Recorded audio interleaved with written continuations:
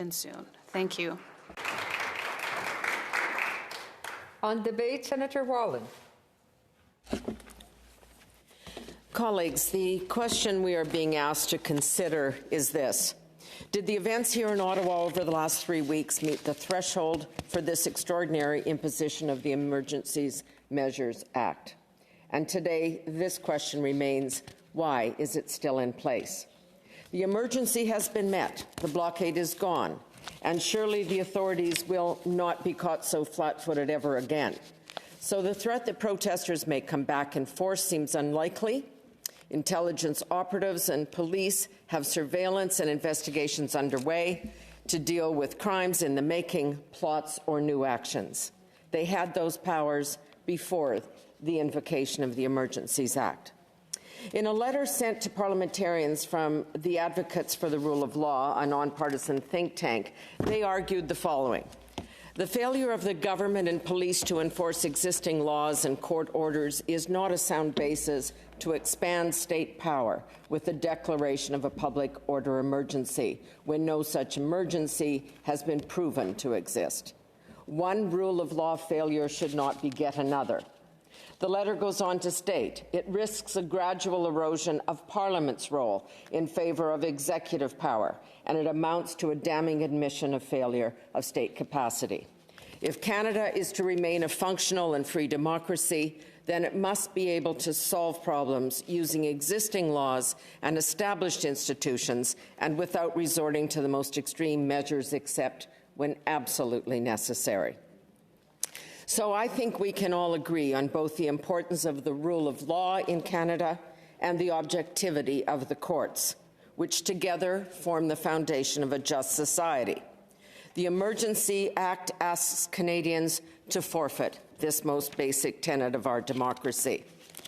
In fact, what we actually witnessed was a colossal failure of leadership at all levels. I think it's fair to say that the convoy protest became an encampment due to the failure of planning and the inability to react. There was not a single barricade. Protesters were actually directed to Wellington Street, the main access to Parliament.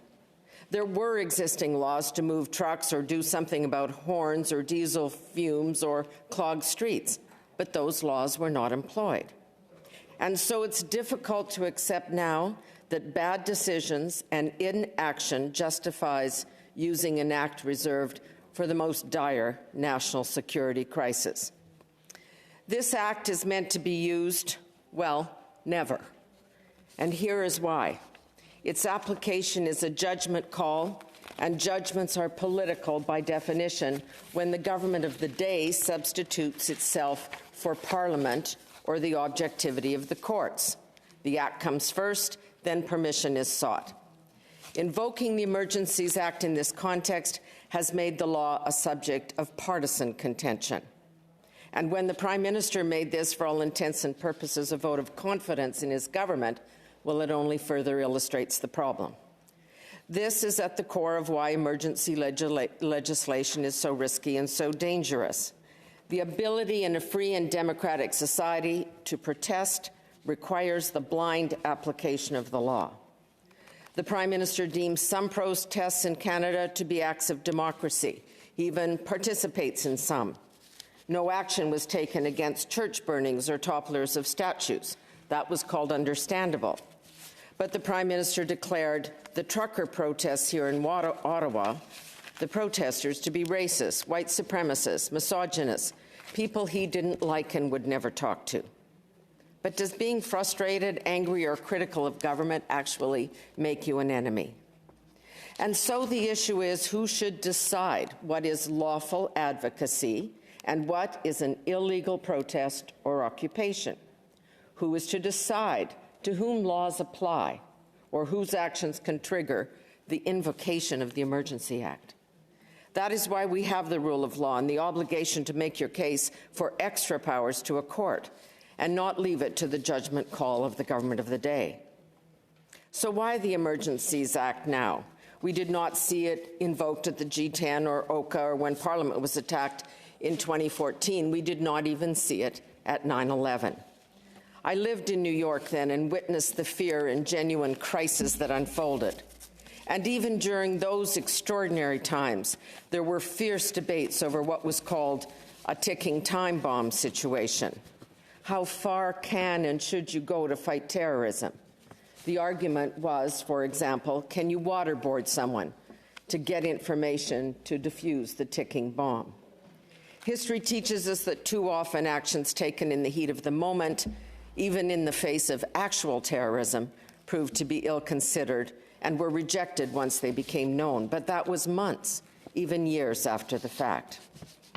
One issue today that I find particularly troubling here is the foreign involvement and financing being used as a justification. Foreign money has been flowing into this country for years to support or oppose a variety of political causes and issues. Stop a pipeline, save a whale, or support a truck convoy.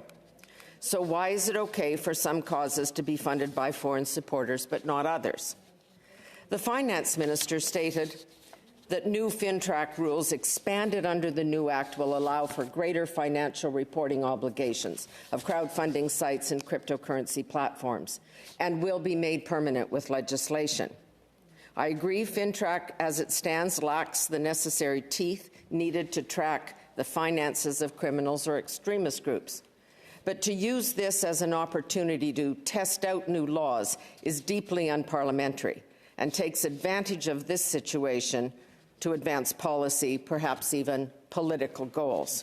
If you want Fintrac 3.0, then present it, defend it, and vote on it.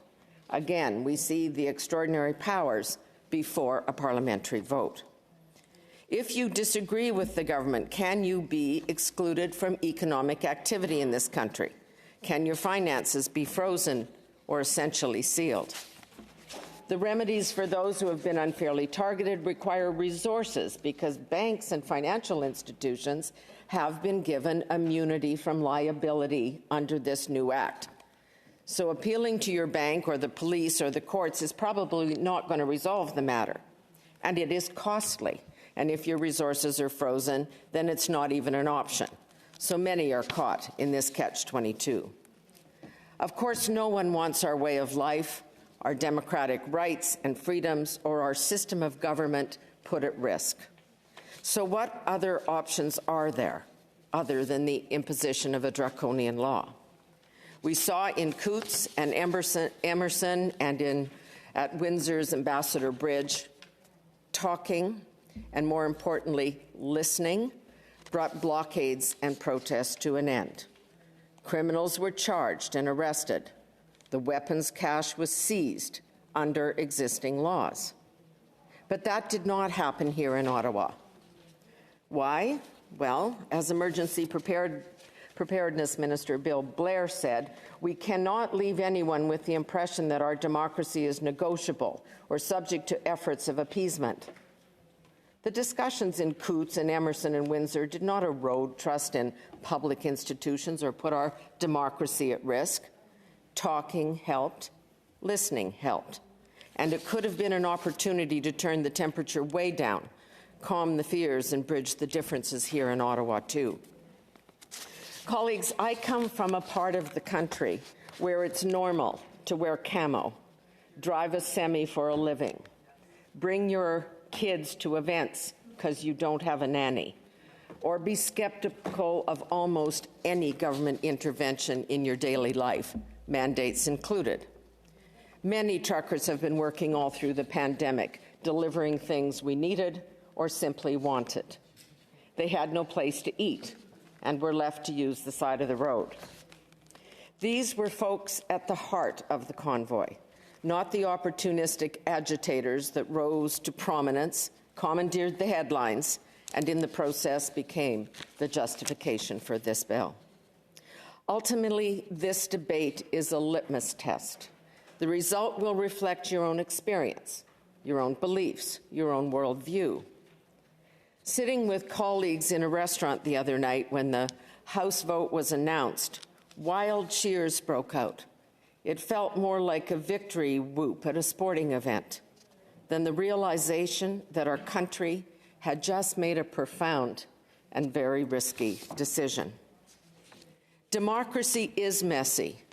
Free speech is about tolerating speech you disagree with, so that you, in turn, are free to say what you believe.